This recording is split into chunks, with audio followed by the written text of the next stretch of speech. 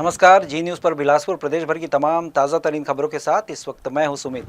खबरों की ओर बढ़ने से पहले नजर डालते हैं आज की हेडलाइंस पर।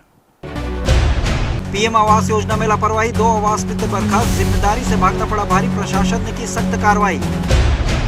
भारत पाक तनाव के बीच छत्तीसगढ़ में हाई अलर्ट, पुलिस की छुट्टियां रद्द, कोर्ट की वेकेशन टली, रेलवे स्टेशनों पर कड़ी निगरानी, नक्सल ऑपरेशन स्थगित और अस्पतालों में इमरजेंसी एडवाइजरी।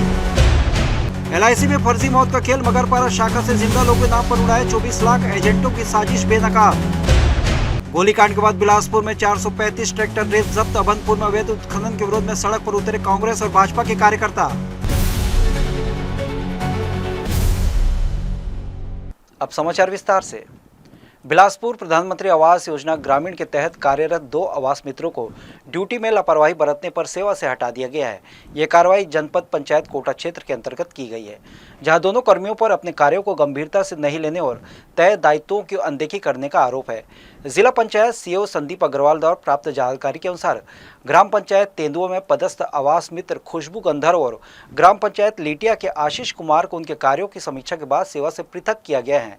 जांच में पाया गया कि दोनों कर्मचारी लगातार बैठकों से अनुपस्थित रहे और उन्होंने आवंटित क्षेत्रों में कोई प्रगति नहीं दिखाई। जिला प्रशासन के अधिकारियों का कहना है कि प्रधानमंत्री आवास योजना ग्रामीण जैसे महत्वपूर्ण योजना में लापरवाही बर्दाश्त नहीं की जाएगी। यह योजना ग्रामीण गरीबों को पक्के मकान उपलब्ध कराने के लिए चलाई जा रही है और इसमें नियुक्त हर क्रमिक की जिम्मेदारी तय की गई है। आवास मित्रों को लाभार्थियों की पहचान, निर्माण कार्य की निगरानी और रिपोर्टिंग जैसे दायित्व सौंपे गए हैं। खुशबू गंधर्व और आशीष कुमार पर यह भी आरोप है कि उन्होंने अपने क्षेत्रों में न तो क्षेत्रीय दौरे किए और न ही योजनाओं की प्रगति सुनिश्चित की। लगातार चेतावनी और निर्देशों के बावजूद उन्होंने सुधार नहीं किया, जिसके बाद जिला पंचायत कार्यालय ने अनुशासनात्मक कार्रवाई करते हुए उन्हें सेवा से बर्खास्त कर दिया। जिला प्रशासन ने अन्य सभी आवास मित्रों और संबंधित कर्मचारियों को चेतावनी दी है कि वे समय पर योजनाओं के कार्यों को पूरा करें और ग्रामीणों को लाभ पहुंचाने में कोई कोताही नहीं बरते।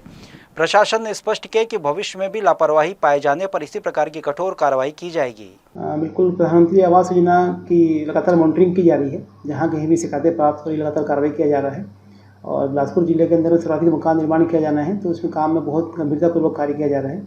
कोटा ब्लॉक के अंतर्गत में ग्राम पंचायत तेंदुआ में खुशबू गंधर्व और साथ ही ग्राम पंचायत लीटिया में आशीष कुमार, इन दोनों शिकायत प्राप्त हुई थी कि इनके द्वारा लीडरिंग करने में लापरवाही की जा रही है और हितग्राहियों को लीडरिंग करने के लिए परेशान किया जा रहा है।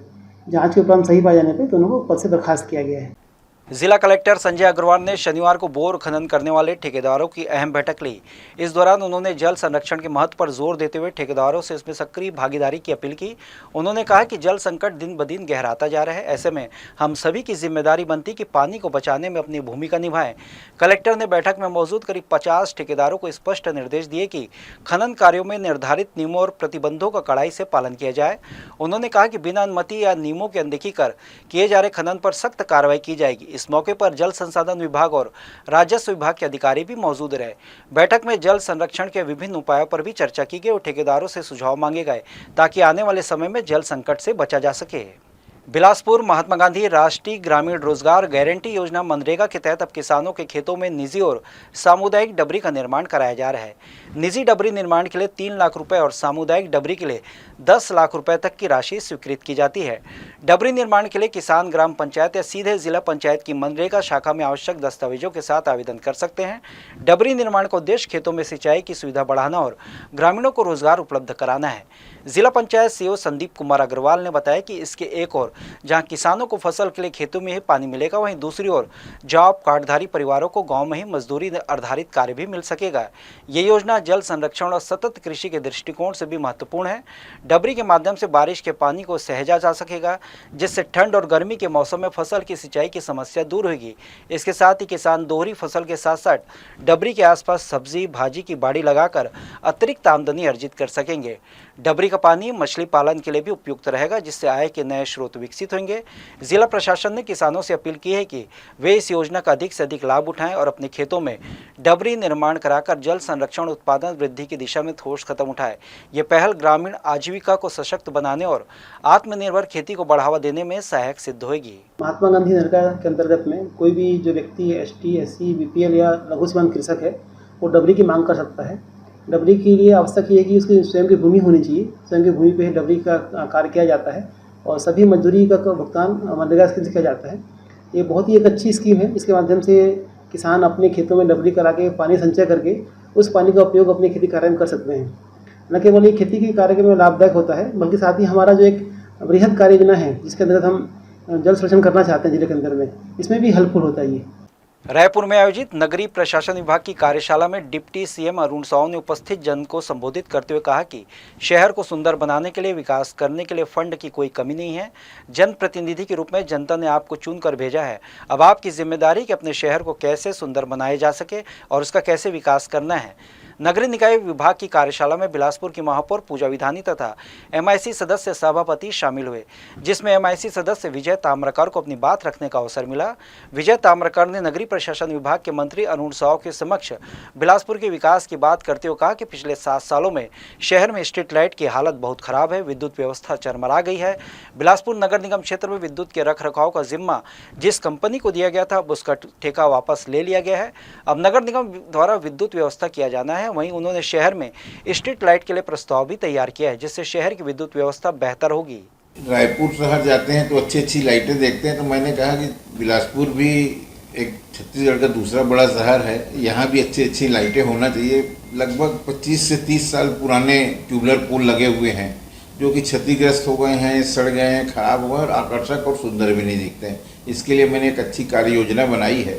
निगम के अधिकारियों से मिलकर के मैंने लगभग 3 करोड़ का एक एस्टिमेट तैयार किया कि बिलासपुर शहर के भी मुख्य मार्गों की जो विद्युत पोल है सारे बदल करके नए अच्छे पोल लगाए जाएं, अच्छी अच्छी लाइटें लगाई जाएं। रायपुर होटल बेबीलॉन में दिनांक 5 और 6 तारीख को नगरीय निकाय मंत्री अरुण साव जी के द्वारा प्रदेश के सारे नगर निगम के महापौर, सारे सभापति और सारे एमआईसी के मेंबरों के कार्यशाला आयोजित की गई। कार्यशाला में उन्होंने बिलासपुर के साथ साथ रायपुर और रायपुर के साथ पूरे प्रदेश के विकास की बातें की और ढेर सारी योजनाएं रखी। हम ट्रिपल इंजन की सरकार हैं, पैसे की कोई कमी नहीं है, विकास में कोई भेदभाव नहीं किया जाएगा। जनता ने आपको चुन के भेजा है, जनता ने अपनी जिम्मेदारी निभाई है, अब आपको अपनी जिम्मेदारी निभानी है। बिलासपुर में हाई सिक्योरिटी नंबर प्लेट की अनिवार्यता ने वाहन मालिकों की मुश्किल बढ़ा दी है। न सिर्फ नामांतरण में देरी हो रही है, बल्कि अवैध दुकानों के जरिए आम जनता से खुलेआम लूट भी की जा रही है। ट्रैफिक पुलिस और आरटीओ की जिम्मेदारियों के बीच पीस रही है जनता। शहर में हाई सिक्योरिटी नंबर प्लेट के लिए करीब 15 दिन का इंतजार और फिर नाम ट्रांसफर के लिए 15 से 20 दिन और यानी वाहन खरीदने और बेचने वालों के लिए कुल मिलाकर 1 महीने की परेशानी तय है। ऊपर से आरसी तक समय पर भी नहीं मिल पा रही। नामांतरण की प्रक्रिया में देरी का असर यह है कि वाहन मालिकों को फाइनेंस, इंश्योरेंस और अन्य कानूनी प्रक्रियाओं से भी अड़चन आ रही है। लोग कह रहे हैं कि जब तक नंबर प्लेट नहीं लगती तब तक गाड़ी पूरी तरह से उनकी नहीं मानी जाती। ट्रैफिक एएसपी का कहना है कि शहर के अलग अलग हिस्सों में कैंप लगाकर नंबर प्लेट लगाने की प्रक्रिया आसान बनाई जा रही है, लेकिन दूसरी तरफ उनके ही ऑफिस के बाहर 2-2 अवैध दुकान धड़ल्ले से चल रही है और आम जनता से मनमाना पैसा वसूला जा रहा है। इन अवैध दुकानों में न सिर्फ नंबर प्लेट लगाई जा रही है, बल्कि चालान जमा कराने से लेकर आरसी में मोबाइल नंबर लिंक करने और नामांतरण से जुड़े फॉर्म भरवाने तक के नाम पर 2 गुना 3 गुना शुल्क वसूला जा रहा है। ट्रैफिक एएसपी का जवाब है कि इसकी जानकारी आरटीओ को दे दी, लेकिन सवाल यह है कि जब खुलेआम अवैध दुकानें चल रही हैं तो जिम्मेदार अफसर आंखें क्यों मूंदे हुए हैं? क्या नियम सिर्फ आम जनता के लिए है? जो है आरटीओ डिपार्टमेंट के द्वारा लगातार शहर के विभिन्न जगहों पर जो है कैंप लगा करके लोगों को सरल सुगम तरीके से जो हाई सिक्योरिटी नंबर प्लेट है वो प्रदाय किए जाने का प्रयास किया जा रहा है। और इस क्रम में जो है न सिर्फ एक जगह पर अपितु शहर के विभिन्न जगहों पर ये जो कैंप स्थापित किया जा रहा है। तो आम जनता से ये अपील है कि जो हाई सिक्योरिटी नंबर प्लेट लगवाना चाह रहे हैं वो तत्काल ही जहाँ जहाँ पर कैंप लग रही है वहाँ पर लेकर जाएँ, क्योंकि ऑनलाइन प्रक्रिया के तहत प्राथमिकता के आधार पर जो पहले आवेदन किया रहता है उसका बनता है। अतः जो है जितने भी कैंप लग रहे हैं उसमें जावें। और साथ ही जो नाम ट्रांसफ़र की बात है तो ऐसा नहीं है, नाम ट्रांसफ़र के लिए जो संबंधित जो पुराने वाहन मालिक है अगर वो जाते हैं तो उनके नाम ट्रांसफ़र 2 दिवस के अंदर ही हो जाएगा और जो है इसमें किसी प्रकार की समस्या नहीं आएगी। और जो है नंबर प्लेट के लिए जो है अगर आवेदन देते हैं जो कैंप लग रहा है उसमें, तो वहाँ पर भी 2-3 दिवस के अंदर जो है आपके हाई सिक्योरिटी नंबर प्लेट आपको प्रदाय कर दी जाएगी। अतः समस्त ऐसे पुराने वाहन मालिक या गैरेज जो वाहन बेच रहे हैं उनसे सभी से अपील है कि आप जो है किसी भी व्यक्ति को वाहन बेचते हैं तो समुचित रूप से समस्त दस्तावेज के साथ उसका नाम का हस्तांतरण या नाम का नामांतरण अवश्य करा लें, ताकि सामने वाले व्यक्ति है उसको किसी प्रकार की समस्याओं का सामना न करना पड़े। कुल मिलाकर नामांतरण और हाई सिक्योरिटी नंबर की प्रक्रिया को आसान करने के दावे कागजों में हैं। जमीनी हकीकत यह है कि लोग सिस्टम की खामियों का खामियाजा भुगत रहे हैं। जरूरत है ठोस मॉनिटरिंग और सख्त कार्रवाई की। जी न्यूज़ के लिए कैमरामैन गोपाल मौर्य के साथ मोहम्मद नासिर की रिपोर्ट। भारत और पाकिस्तान के बीच तनावपूर्ण हालात को देखते हुए देश के सबसे बड़े नक्सल ऑपरेशन को स्थगित किया जा सकता है। छत्तीसगढ़ और तेलंगाना की सीमा पर करेर गुट्टा पहाड़ पर चल रहे नक्सल ऑपरेशन को फिलहाल अस्थायी रूप से बंद करने के संकेत दिए गए हैं। आज से 18 दिनों तक बीजापुर के करेर गुट्टा पहाड़ी पर नक्सलियों के खिलाफ ऑपरेशन चल रहा था। बताया जा रहा है कि देश के सबसे बड़े नक्सली ऑपरेशन में 26 नक्सलियों को मार गिराया है। यह निर्णय इसलिए लिया गया है क्योंकि मौजूदा समय में देश में भारत और पाकिस्तान के बीच युद्ध जैसे हालात बने हुए हैं। ऐसे में सीआरपीएफ समेत सुरक्षा बलों के सभी जवानों को इस ऑपरेशन से वापस बुलाने की तैयारी शुरू कर दी गई है। ऑपरेशन से सभी जवानों को मुख्यालय में वापस लौटकर रिपोर्ट करने के निर्देश दिए गए हैं। छत्तीसगढ़ के स्वास्थ्य विभाग ने एक महत्वपूर्ण एडवाइजरी जारी की है। सीएमएचओ के माध्यम से राज्य के सभी अस्पतालों को अलर्ट मोड में रहने के निर्देश दिए गए हैं। उद्देश्य साफ है, किसी भी आपात स्थिति से निपटने के लिए पूरी तैयारियों को दुरुस्त करना। इस एडवाइजरी के तहत अस्पतालों में इमरजेंसी सेवाओं, दवाइयों की पर्याप्त उपलब्धता और मेडिकल स्टाफ की पूरी उपस्थिति सुनिश्चित करने को कहा गया है। सीधा निर्देश है कि कोई भी स्टाफ बिना अनुमति के छुट्टी पर नहीं जाएगा जब तक कि विशेष परिस्थिति न हो। अस्पतालों से यह भी कहा गया कि बेड की संख्या, ऑक्सीजन की उपलब्धता और जनरेटर या सोलर प्लांट जैसी बिजली व्यवस्था को क्रियाशील रखा जाए। सभी व्यवस्थाओं की जानकारी सीएमएचओ कार्यालय को भेजनी अनिवार्य है। खास तौर पर यह भी निर्देश दिया गया कि हॉस्टल या अस्पताल परिसर में रहने वाले स्वास्थ्यकर्मी भी पूरी तरह से अलर्ट मोड में रहें। सभी स्तर पर समन्वय बनाए रखना और हर परिस्थिति के लिए तैयार रहना सब अनिवार्य है। आज ही हमको एक एडवाइजरी प्राप्त हुआ है सीएमएचओ के माध्यम से कि आपके अस्पताल में जो जो चीज़ें व्यवस्थित रखना है, जिसमें हमारे दवाइयों की उपलब्धता, इमरजेंसी सर्विस में जितने भी चीज़ें, जो भी स्टाफ उसमें हैं, उनको सबकी बिना अनुमति के कहीं नहीं छुट्टी नहीं देना। आपके अस्पताल में बेडों की संख्या और बाकी सब चीज़ों की जानकारी मांगी गई है। दूसरा, इमरजेंसीज़ में क्या क्या आपके इलेक्ट्रिसिटी की व्यवस्था है कि नहीं है, बैकअप व्यवस्था, जनरेटर का है कि नहीं है, ऑक्सीजन की क्या व्यवस्था है, सोलर प्लांट की व्यवस्था है कि नहीं है, उसके बारे में सारी जानकारी मांगी गई है। और सभी जितने भी स्टाफ, हॉस्पिटल स्टाफ्स हैं, उनको हेल्थ सेक्टर से जुड़े हुए सभी को अलर्ट मोड में रखना है और अलर्ट मोड में रखते हुए उनकी भी किसी भी की अवकाश बिना अनुमति या बिना विशेष परिस्थिति के नहीं दिए जाना है, ऐसे निर्देश प्राप्त हुए। सिम्स प्रबंधन और स्वास्थ्य विभाग का यह कदम संभावित आपदा, मौसमी बदलाव या किसी अन्य गंभीर परिस्थिति को ध्यान में रखकर उठाया गया है।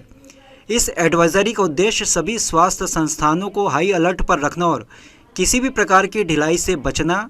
ऐसे समय में जब चुनौतियां बढ़ रही हैं, व्यवस्था की मजबूती ही सुरक्षा की गारंटी है। अस्पतालों की सजगता ही प्रदेश की सेहत का पहरा है। जी न्यूज़ के लिए कैमरामैन राकेश खरे के साथ मोहम्मद नासिर की रिपोर्ट।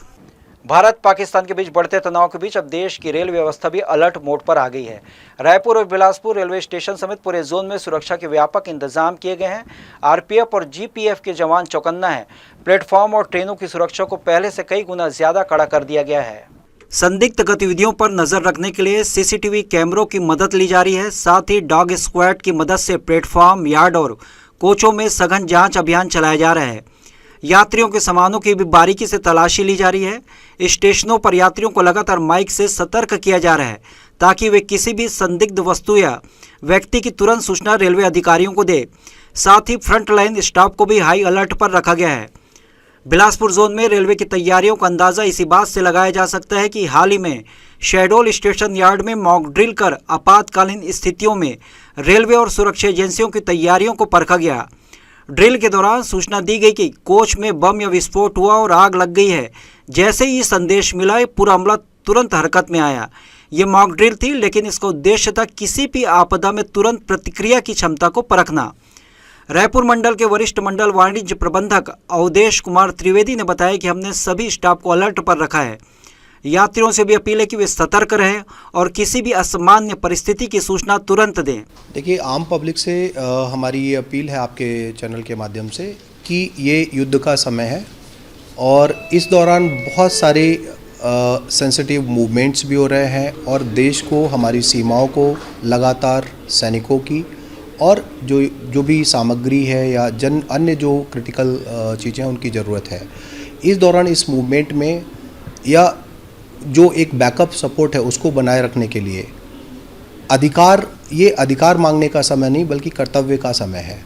तो जहाँ कहीं भी आप किसी तरीके का ऐसा मूवमेंट, चाहे वो हमारे फौजी भाई हों, हमारे पैरामिलिट्री फोर्सेस के लोग हैं, या कोई क्रिटिकल सर्विस में हमारे डॉक्टर्स, एम्बुलेंस, इस तरीके के कोई भी जो भी मूवमेंट हो रहे हैं या कोई मॉक ड्रिल्स हो रही हैं, उस दौरान आप अपने अधिकारों से ज़्यादा इस समय कर्तव्य के विषय में सोचें, तो हमें निश्चित इस स्थिति से एक विजयी मुद्रा के साथ बाहर आने में मदद मिलेगी। धन्यवाद। बिलासपुर, रायपुर, चांपा, उस्लापुर, कोरबा और रायगढ़ जैसे बड़े स्टेशनों पर यात्रियों को सही जानकारी देने के लिए सहायता बूथ लगाए गए हैं।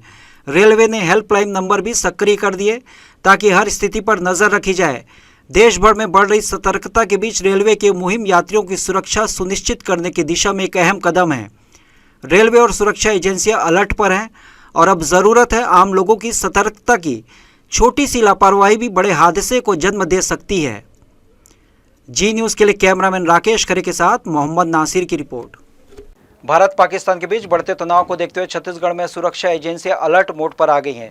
राज्य पुलिस मुख्यालय की ओर से जारी निर्देश में कहा गया है कि पुलिस कर्मियों को सिर्फ आपात स्थिति में ही छुट्टी दी जाएगी। इसके साथ ही अधिकारियों को जिला मुख्यालय नहीं छोड़ने का आदेश दिया गया है जब तक कि कोई सरकारी काम न हो। सभी इकाई प्रमुखों को अधिकतम बल को तैयार रखने के निर्देश भी दिए गए हैं।